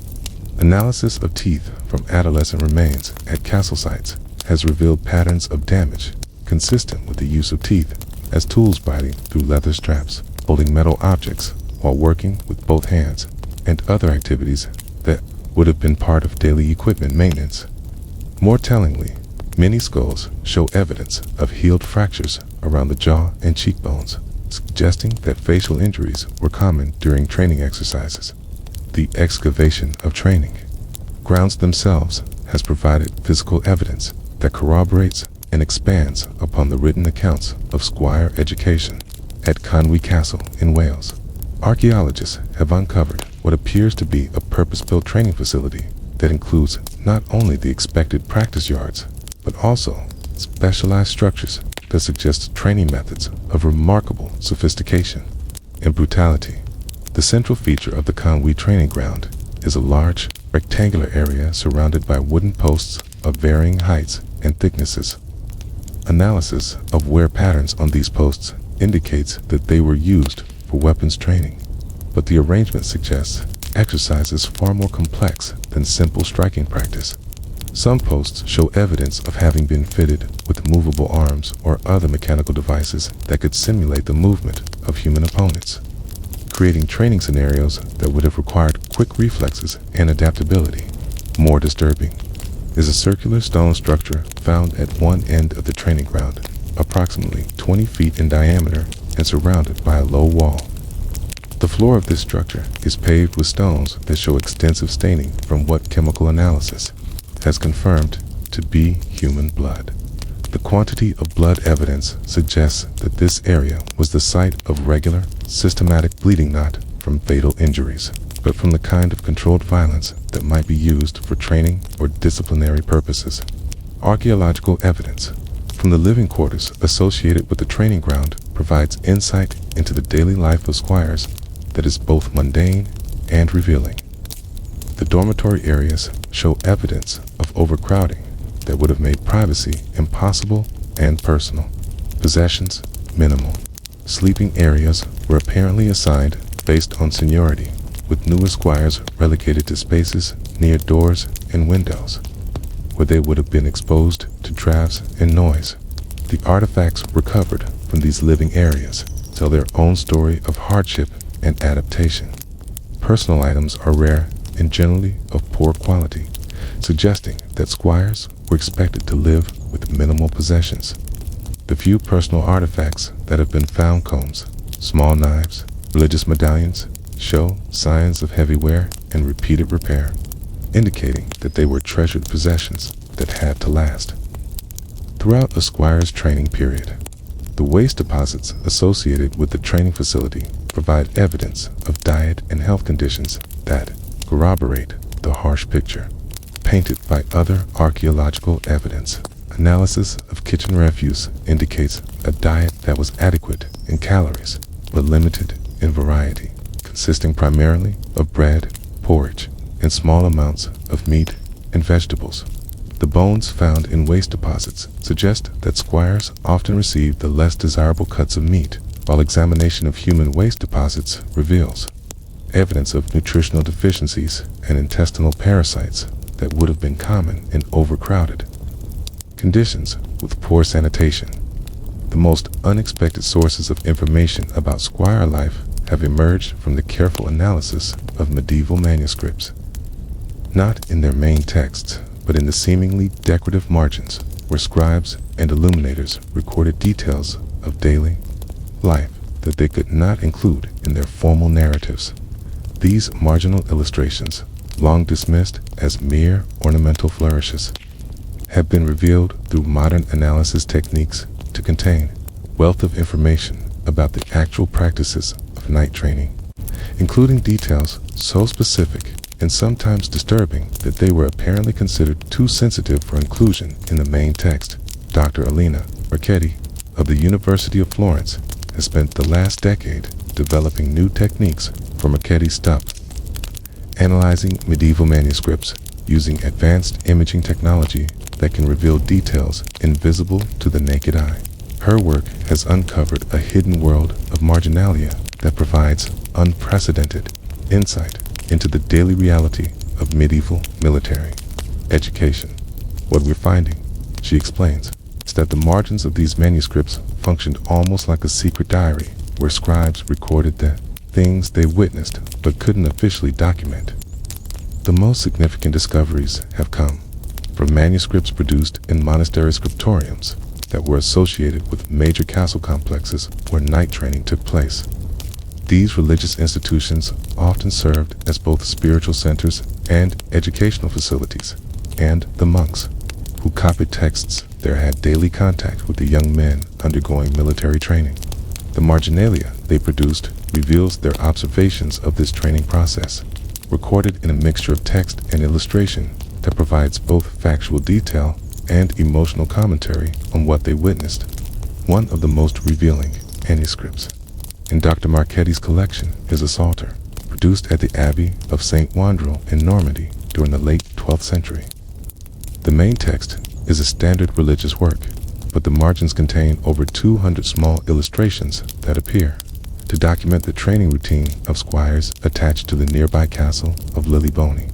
These illustrations, executed with remarkable attention to detail, show young men engaged in training exercises that range from routine weapon practice to scenarios that can only be described as systematic abuse. The St. Wandril marginalia includes detailed depictions of what appears to be the hardening process described in the Codex Militaris, showing young squires being subjected to increasingly severe physical trials. One sequence of illustrations shows a boy being forced to carry heavy stones while running through a series of obstacles, with each subsequent image showing him more exhausted and battered, but continuing to persevere. The final image in the sequence shows him collapsed, but still gripping his burden, with a notation in Latin that translates roughly as "thus does the body learn to endure what the spirit commands." Perhaps more disturbing are the marginalia that appear to document the psychological conditioning of squires. It's a series of illustrations in another psalter, this one from the monastery of Fleury, shows young men being exposed to increasingly graphic scenes of violence and death. The sequence begins with images of squires observing the slaughter of animals, progresses through depictions of executions and battlefield scenes, culminates in what appears to be a formal ceremony where a young man kills a bound prisoner, while others watch. These ceremonial killing scenes appear in marginalia from multiple sources across medieval Europe, suggesting that they were part of a standardized training curriculum rather than isolated incidents. The consistency of the imagery, the formal arrangement of participants, the specific types of weapons used, the religious symbolism incorporated into the scenes, indicates that these were ritual events with deep cultural significance, rather than random acts of violence. The technical analysis of these manuscripts has revealed details that are not visible in normal light, including text that was deliberately obscured or erased. Multispectral imaging has uncovered marginal notes that appear to be commentary by the scribes on what they were witnessing, providing emotional context for the illustrations. Many of these hidden texts express horror, sympathy, moral conflict about the training methods being documented, suggesting that even contemporary observers found some aspects of knight education disturbing. One particularly revealing hidden text, discovered in the margins of a book of hours from the Cathedral School of Reims, contains what appears to be a monk's personal reflection on the transformation he witnessed in young nobles sent to his institution for education. The text, written in a mixture of Latin and Old French, describes how boys who arrived with gentle hearts and kind eyes departed as men whose souls had been replaced by steel. The monk goes on to detail specific changes he observed in individual students, including their loss of empathy, their increasing comfort with violence, and their development of what he calls the dead gaze of those who have learned to kill without thought. The marginalia also reveals the international character of medieval military education, with illustrations showing young men from different cultural backgrounds training together. Manuscripts from various European centers contain images of squires who are clearly identified by their clothing and physical features as coming from different regions: English, French, German, Italian, and even Byzantine and Islamic traditions are represented in these training scenes. This cultural diversity in training populations suggests that medieval military education was more cosmopolitan than previously understood, with noble families sending their sons to training centers that were known for their excellence, regardless of national or political boundaries. The marginalia shows these diverse groups of young men participating in the same training exercises and undergoing the same transformation process, indicating that the methods of knight education were standardized across cultural lines. The analysis of marginalia has also revealed evidence of resistance and rebellion among squires undergoing training. Several manuscripts contain illustrations of what appear to be escape attempts, fights between squires and their instructors, and other forms of defiance. These scenes are often accompanied by text that provides context for the conflicts, revealing the specific grievances that led to resistance and the harsh punishments that typically followed. One particularly detailed sequence from a manuscript produced at the monastery of Citto shows what appears to be a coordinated rebellion by a group of squires against their trainers.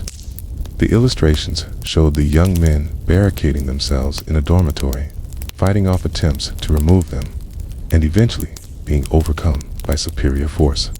The aftermath is depicted in graphic detail, showing the punishments inflicted on the rebels and the public nature of their humiliation. The marginalia provides evidence that such rebellions were not uncommon, with similar scenes appearing in manuscripts from different time periods and geographical locations. The consistency of these depictions suggests that resistance to training was expected and that there were established procedures for dealing with it. The punishments shown in these illustrations are uniformly severe, involving public humiliation, physical punishment, and, in some cases, permanent marking that would identify the individual as a former rebel. The emotional impact of training on the young men involved is documented in marginalia that shows squires in moments of private despair. Illustrations of boys weeping, praying desperately, or attempting to communicate with family members provide a counterpoint to the official narrative of willing participation in military education. These images suggest that the transformation from boy to knight involved significant psychological trauma that was not officially acknowledged but was observed and recorded by sympathetic witnesses. The great tournament held at Lagny-sur-Marne in November of 1179 was intended to be a celebration of chivalric virtue and aristocratic power, a magnificent display of martial prowess that would honor God, glorify the nobility, and provide entertainment for the assembled multitude. Instead, it became a charnel house where the gap between the romantic ideals of knighthood and the brutal realities of medieval combat was measured in the bodies of young men who had come seeking glory and found only an early grave. For the squires, who witnessed the spectacle of aristocratic violence, the tournament at Lagny provided a stark lesson in the true nature of the world they aspired to join a world where honor and death danced together in a delicate balance that could shift without warning from pageantry to slaughter. The tournament had been organized by Count Henry the Liberal of Champagne as part of the celebration of his daughter's marriage to the Duke of Burgundy, and no expense had been spared in creating an event that would reflect the magnificence of the greatest noble houses of France. The field had been prepared for months in advance, with elaborate pavilions erected for the participating knights, viewing stands constructed for noble spectators, and a complex system of barriers and safe zones designed to control the flow of combat while maximizing the dramatic impact of the proceedings. The scale of the event was unprecedented, with over 300 knights from across Western Europe converging on the fields outside Lagny to participate in what was billed as the greatest tournament of the age. These were not the landless knights-errant of romantic literature, but the cream of the medieval military aristocracy, men whose names were known from Ireland to Jerusalem, whose reputations had been forged in the crucible of real warfare, and whose presence at the tournament transformed it from a local celebration into an international gathering of the warrior elite. For the squires who accompanied these great lords, the tournament at Lagny represented both the culmination of their training and a terrifying glimpse into their own potential futures.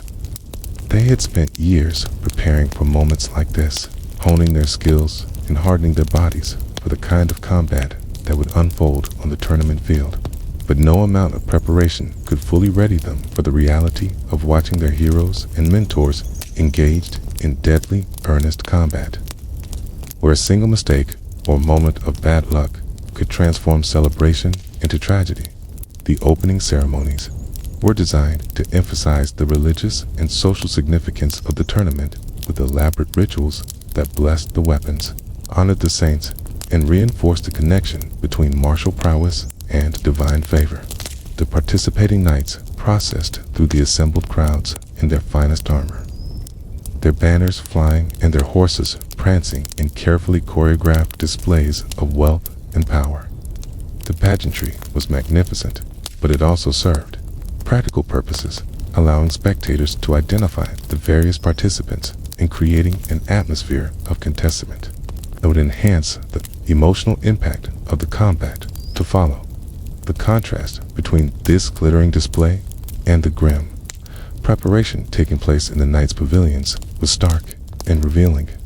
While the crowds marveled at the beauty of the ceremony, the squires were engaged in the mundane but crucial work of final equipment checks, applying last-minute adjustments to armor and weapons that might mean the difference between victory and death.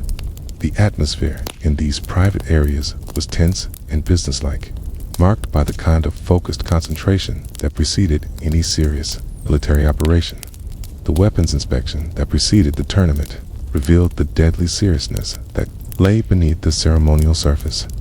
Unlike the wooden practice weapons used in training, the swords and lances carried onto the tournament field were designed for war, capable of penetrating armor and inflicting mortal wounds.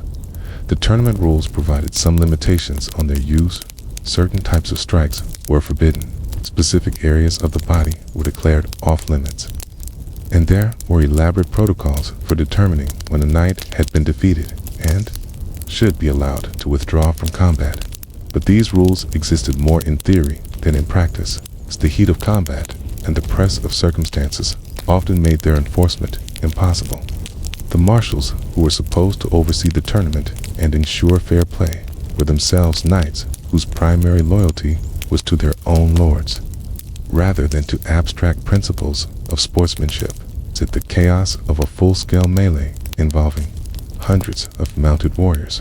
The fine distinctions between legal and illegal tactics became academic questions that had little bearing on the deadly reality unfolding on the field. The first casualties of the day came not from the formal tournament combat, but from the preliminary events that preceded the main attraction. Young knights, eager to distinguish themselves, engaged in impromptu contests and challenges that escalated beyond their original scope, resulting in injuries that ranged from minor cuts and bruises to wounds that would prove fatal within hours. The sight of blood on the tournament field served to heighten the excitement of the crowd, and providing a sobering reminder to the squires of the stakes involved in their chosen profession. When the main tournament began, it quickly became clear that the elaborate rules and ceremonies had done little to contain the fundamental violence of medieval combat. The tournament format called for a general melee in which all participants would engage simultaneously, fighting until only one team remained in control of the field. What unfolded was closer to an actual battle than to the controlled sporting event that the organizers had intended. With all the confusion, brutality, and random tragedy that characterized medieval warfare, the sound of the initial charge was overwhelming, the thunder of hundreds of hooves striking the earth, the crash of lance against shield, the screams of horses and men as the two armies collided in the center of the field. The impact was so violent that many knights were unhorsed immediately, creating a chaotic landscape of fallen men and riderless horses that complicated every subsequent maneuver. The dust raised by the charge obscured vision and made it difficult for participants to distinguish friend from foe, leading to incidents of friendly fire that added to the casualty count. For the squires watching from the sidelines, the tournament provided a masterclass in the realities of medieval combat that no amount of training could fully convey. They witnessed the effectiveness of different tactical approaches, the importance of maintaining formation under pressure, and the crucial role played by factors beyond individual skill luck, equipment, quality, and the performance of one's horse could all determine the outcome of an encounter between equally matched opponents. The role of the horse in tournament combat was particularly crucial. These magnificent animals were not merely mounts, but active participants in the fighting. A well-trained destrier could strike with its hooves, fight opposing horses or riders, maneuver with an intelligence and responsiveness that could compensate for deficiencies in its rider's skill. The loss of a horse during combat was often equivalent to a death sentence, leaving a knight stranded on foot among opponents who retained the mobility and height advantage that mounted combat provided. The economics of tournament participation were starkly illustrated. The contrast between the equipment and retinues of different participants. The greatest lords arrived with multiple horses, teams of squires and sergeants, and armor that represented the finest craftsmanship available. These material advantages translated directly into tactical superiority, as wealthy knights could afford to take risks that would be devastating to less well-equipped opponents. A minor knight who lost his primary warhorse faced financial ruin, while a great lord might have multiple replacement mounts waiting in reserve. The tournament at Logny also revealed the international character of the medieval military aristocracy, as knights from different kingdoms and cultures fought alongside and against each other in combinations that reflected political alliances rather than national identities. English knights fought beside French nobles against German princes allied with Italian condottieri, creating a complex web of relationships that transcended the traditional boundaries of feudal loyalty. The brutality of the combat intensified as the day progressed, and exhaustion began to take its toll on both men and horses. Knights who had begun the tournament with elaborate courtesy and careful attention to the rules of chivalric conduct gradually abandoned such niceties as the press of battle and the prospect of defeat overcame their adherence to civilized restraint. The veneer of courtly behavior proved thin when tested against the fundamental human drives for survival and dominance. The first death of the day occurred when a young knight from Burgundy, Pierre de Montfort, was struck in the head by a mace, blow that penetrated his helmet and crushed his skull.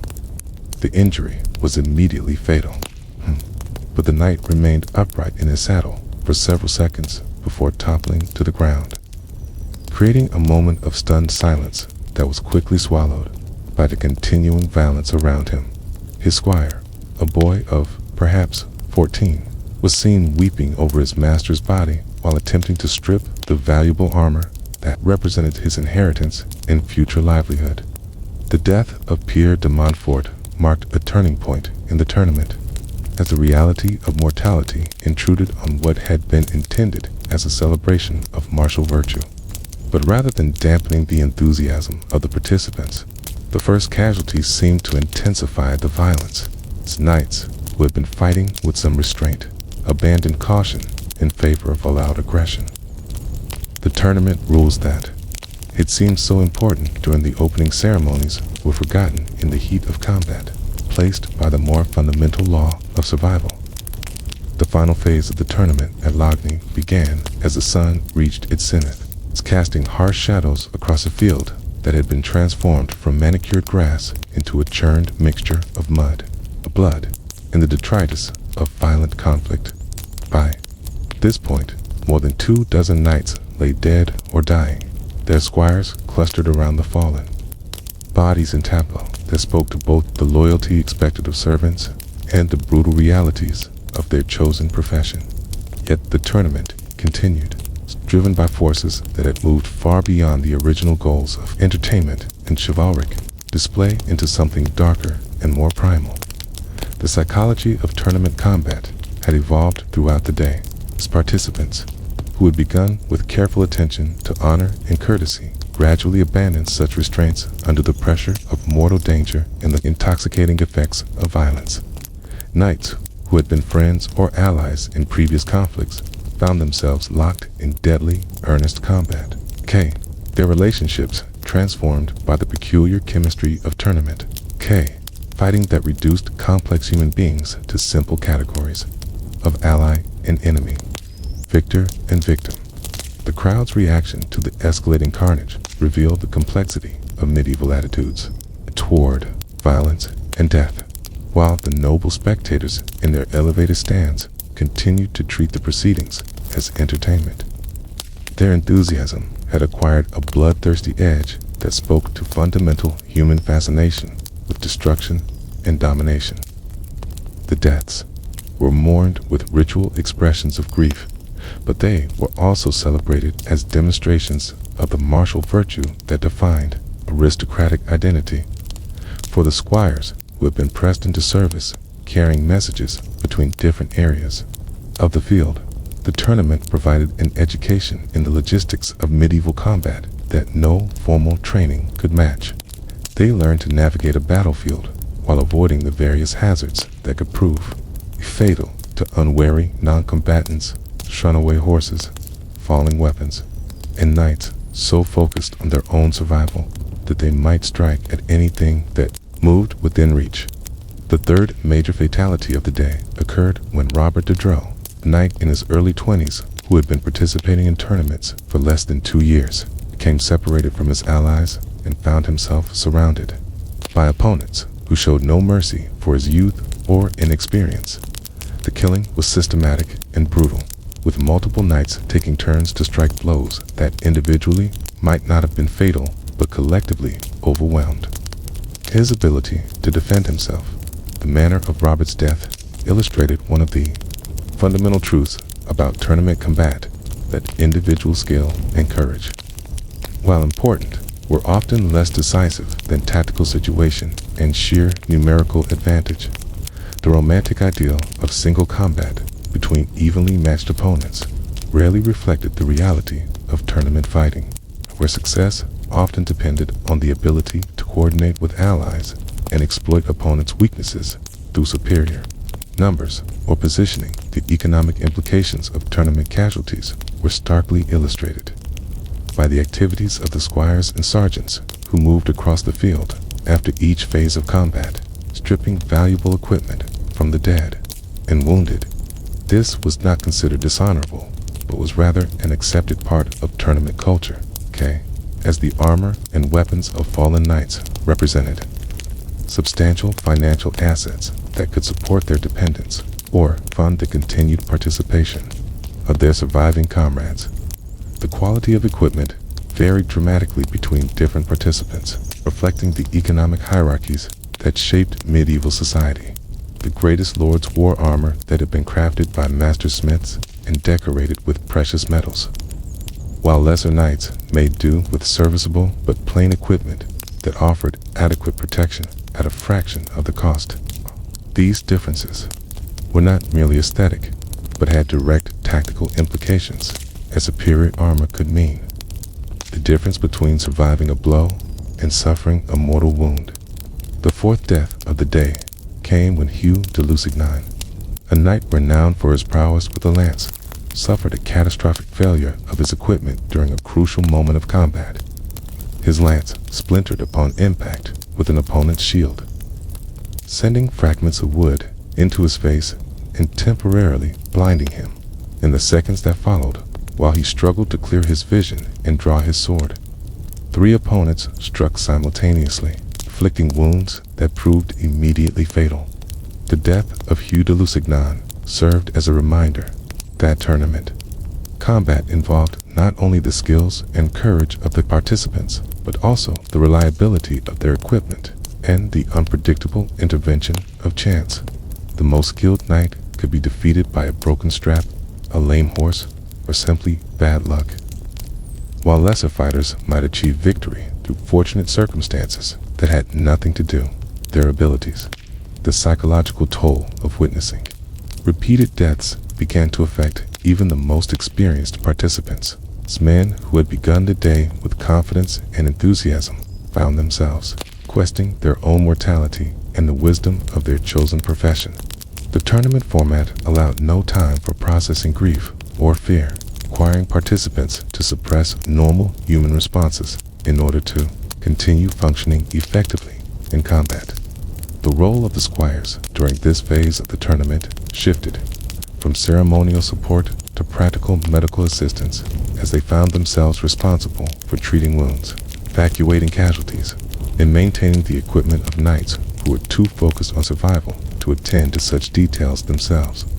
Many of these young men had no medical training beyond basic first aid, but they were forced to improvise treatments for injuries that would have challenged experienced surgeons. The fifth major casualty occurred when Baldwin de Botheu, a knight in his 30s who had been participating in tournaments for over a decade, was struck in the chest by a mace blow that crushed his ribs and drove bone fragments into his lungs.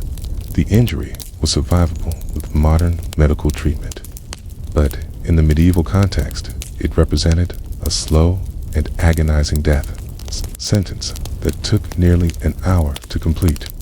Baldwin's prolonged dying provided a horrific education for the squires, who attended him as they witnessed the stages of dramatic death that their training had described in abstract terms, but which they had never seen in reality. The knight remained conscious and lucid for most of his final hour, using the time to dictate messages to his family and to provide guidance for his squire about the management of his affairs after his death. The contrast between the noble behavior of the dying knight and the continued violence occurring around him illustrated one of the central paradoxes of medieval culture: the coexistence of genuine virtue and systematic brutality within the same social system. Baldwin faced death with the courage and dignity that chivalric ideals demanded, but his death was also the direct result of a social system that glorified violence and treated human life as expendable in the pursuit of honor and entertainment. The final hours of the tournament at Logny unfolded under skies that had darkened with approaching storm clouds, as if nature itself sought to mirror the grim transformation that had overtaken what was meant to be a celebration of chivalric virtue. The field that had been carefully prepared for pageantry and sport now resembled a charnel house, littered with the bodies of men who had awakened that morning confident in their skill and secure in their destiny, only to discover that death makes no distinction between the skilled and the clumsy, the noble and the base, the experienced and the novice. The psychology of the surviving participants had evolved throughout the day from confidence through excitement to a kind of grim determination that bordered on madness. Knights who had entered the tournament seeking glory and entertainment now fought with the desperate intensity of men who understood that their own survival might depend on ensuring their opponents did not survive to fight again. The veneer of chivalric courtesy had been stripped away by successive waves of violence, revealing the fundamental savagery that lurked beneath the elaborate codes of medieval honor. The 11th death came as the afternoon shadows lengthened, when Philip de Montfort, cousin to the Pierre de Montfort, who had died earlier in the day, was struck down by a sword thrust that penetrated his visor and drove through his eye into his brain. The irony of two members of the same family dying in the same tournament was not lost on observers, who began to speak of a curse upon the event or divine judgment upon the excessive pride of the dead. Philip de Montfort illustrated the random nature of tournament casualties, as he had been considered one of the most skillful and experienced knights on the field. His death came not from any failure of technique or courage, but from a moment of extraordinary bad luck, when a perfectly timed thrust found the one gap in his armor that could prove fatal. The message was clear to all who witnessed it. In the brutal mathematics of medieval combat, skill and experience provided no guarantee of survival. The impact of repeated deaths on the squires, who served the fallen knights, was profound and lasting. These young men found themselves thrust into roles for which their training had provided only theoretical preparation, becoming responsible for the practical details of death in a violent age. They had to arrange for the transportation of bodies, inventory the valuable equipment of their deceased masters, and somehow find the courage to continue serving the living knights, who might well join the ranks of the dead before the day ended. And so we reached the end of our journey through the harsh realities that lay behind the glittering facade of medieval knighthood. Having followed the path from the pre-dawn darkness of a squire's awakening to the blood-soaked fields where dreams of glory met the cold finality of death, we have walked alongside young men whose names history has largely forgotten, whose suffering was considered necessary preparation for a life of sanctioned violence, and whose struggles revealed truths about human nature and social conditioning that remain uncomfortably relevant even today. The story we have told tonight is not the romanticized tale of chivalrous knights riding forth to defend the innocent and uphold justice, but rather the more complex and troubling account of how medieval society systematically transformed children into instruments of war. We have seen how boys as young as 12 were separated from their families and subjected to years of physical hardship, psychological manipulation, and moral conditioning designed to strip away their natural reluctance to inflict violence upon their fellow human beings. Through the archaeological evidence hidden in monastery walls and carved into human bones, we have discovered that this transformation was not accidental, but deliberate, guided by sophisticated understanding of human psychology and implemented through training methods that would be considered abusive by any modern standard. Yet this same brutal system also produced individuals capable of extraordinary achievements, men whose loyalty, courage, skill shaped the destiny of kingdoms and left indelible marks upon the course of human history. The figure of William Marshall, rising from obscurity to become one of the most powerful men of his age, reminds us that individual human agency could transcend even the most constraining circumstances, that character and determination could sometimes overcome the limitations imposed by birth and social position. But his exceptional success also highlights how rare such advancement actually was, and how many other young men lived and died in obscurity, their potential never realized, their sacrifices never acknowledged, the tournaments that promised glory often delivered only death, as we witnessed in the carnage at Logny, where 16 knights perished in pursuit of honor that proved as ephemeral as morning mist. The gap between chivalric ideals and brutal reality was measured in the bodies of young men who discovered too late that courage and skill provided no guarantee of survival in a world where violence was both celebrated and condemned, both necessary and destructive. Perhaps most disturbing of all, we have learned that the methods used to create medieval knights were not aberrations, but systematic approaches to human conditioning that achieved their intended results with remarkable consistency.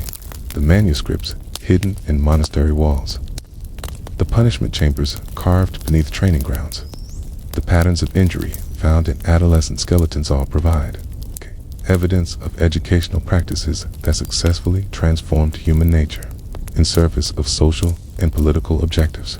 As you drift toward sleep in the comfort and safety of the modern world, consider how fortunate you are to live in an age where childhood is protected rather than exploited, where individual worth is not determined by one's willingness to inflict violence, and where the path to advancement does not require the systematic suppression of human empathy and compassion.